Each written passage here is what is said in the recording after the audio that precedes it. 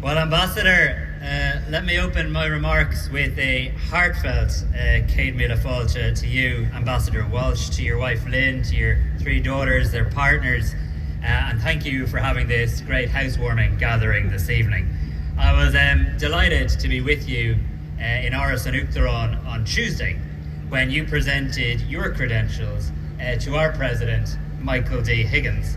And I'm delighted to be here this evening with so many others to mark your first National Day celebration in Ireland. Each year on the 4th of July, Americans and indeed friends of America right across the world, we gather to celebrate the birth of a nation founded on the ideals of liberty, justice, and self-determination. Fireworks light up the sky, parades fill the streets, and communities come together in a spirit of unity and patriotism.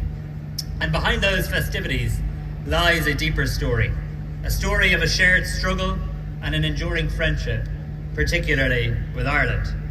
The Declaration of Independence asserts that we are created equal and we're endowed with certain unalienable rights, and that among these are life, liberty, and pursuit of happiness.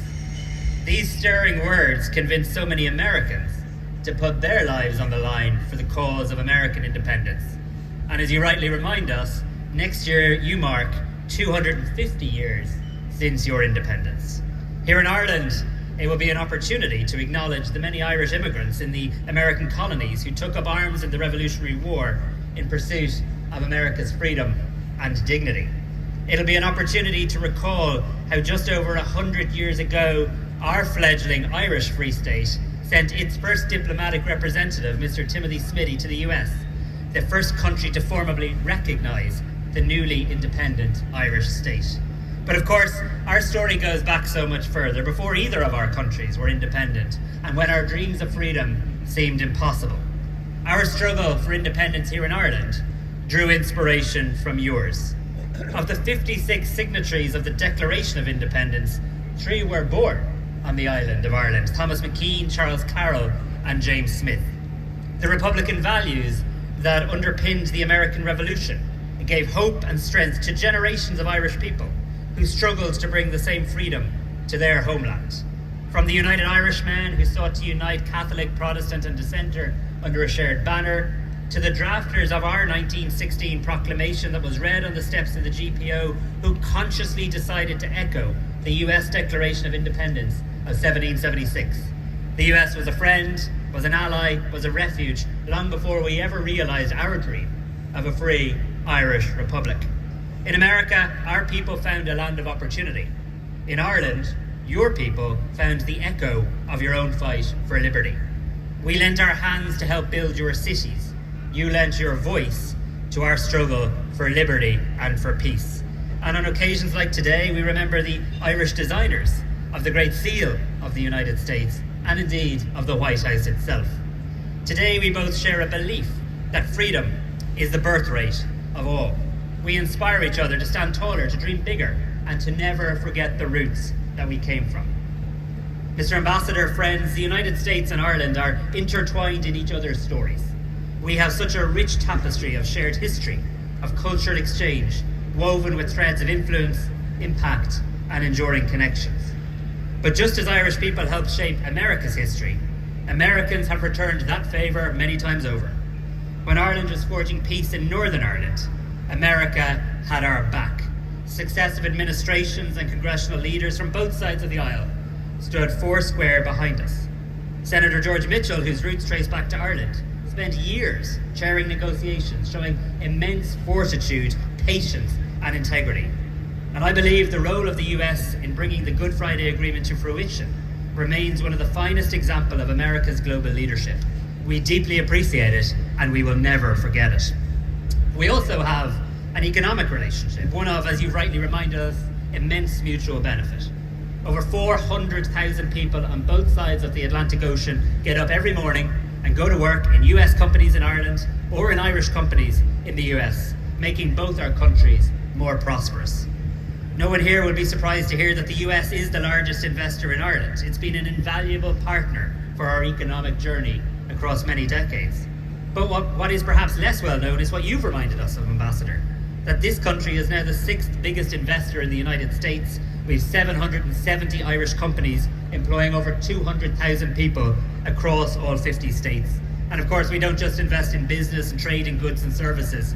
We exchange ideas, research, talent and relationships across that Atlantic every hour of every day. As I speak tonight, I'm conscious that we're just days away from the deadline when the US pause on placing higher tariffs on EU goods and therefore Irish goods will be reached. And let's use every hour between now and then to reach a deal, to reach an agreement where we see 0 for 0 in as many areas as possible, where we get rid of the uncertainty, get rid of the instability, and reset and renew our incredible economic relationship that is mutually beneficial to both our countries.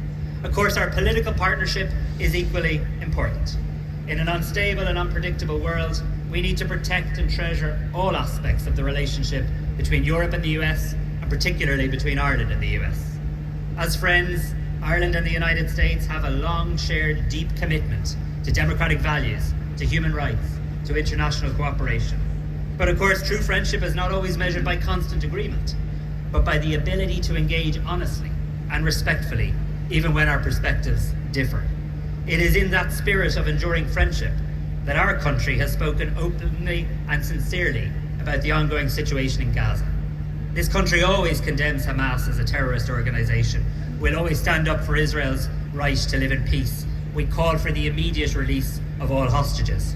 But we also want the bombs to stop, the killing to stop. And we, as I know you do, want to see a ceasefire where humanitarian aid can get to the people suffering horrific injuries, starvation and disease. Because no matter what country you come from or where you live in the world, the cry of a child is the same in any language, and it compels us all to provide comfort and protection from harm. As human beings in positions of power, we can no longer bear the heartbreaking cries of the children of the Middle East. And I join, I know, with everybody here in urging everybody involved in the efforts underway to reach an agreement on a new ceasefire and a hostage release agreement to redouble those efforts and to end the violence for once and for all.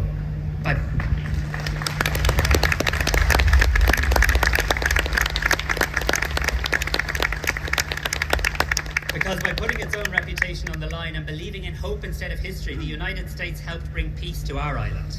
The Good Friday Agreement taught the people of the world that peace is always possible, that wounds can be healed, and that differences that once seemed insurmountable can be overcome. Whether at home or in Europe, at the United Nations, or whether in the company of our dearest friends, Ireland's message is always the same. We'll honour our history by putting our own reputation on the line in search of peace. And when friends speak candidly to one another, it strengthens rather than weakens that bond of friendship. What I believe unites us are many of the values that we're celebrating today. The values that we mark on the 4th of July. Equality, life, liberty, and pursuit of happiness. Ideas that inspired hope centuries ago and that still resonate with us all today. It is these principles that we draw on when we call out Russia's brutal and unprovoked aggression against a peaceful neighbour, and when we seek a peace that is just and respects their sovereignty and their territorial integrity. But friends, let me conclude by recalling that Irish-American ties aren't just historic, they're not just economic, and they're not just political. They're deeply, deeply personal.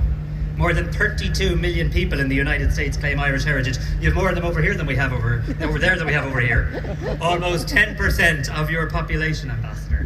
And it is that shared ancestry that continues to shape the profound friendship and the human connections between our two nations. And Ambassador Walsh, you yourself are a wonderful example of those family ties across the ocean. I believe you have roots in both counties Cork and Clare, both wonderful places, but I do need to tip you off that your allegiances in the All-Ireland football and hurling championships will be very closely watched.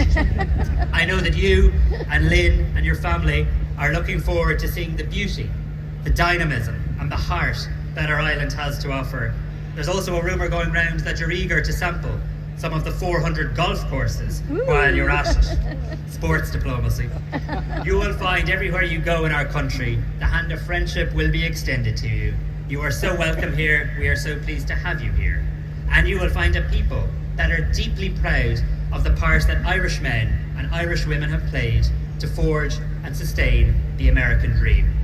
On this beautiful evening, the eve of Independence Day, we celebrate not only the freedom won in 1776, but also our joint and enduring belief in liberty, in resilience, in hope. And we look forward to the next chapter in the story that we continue to write together. Happy 4th of July.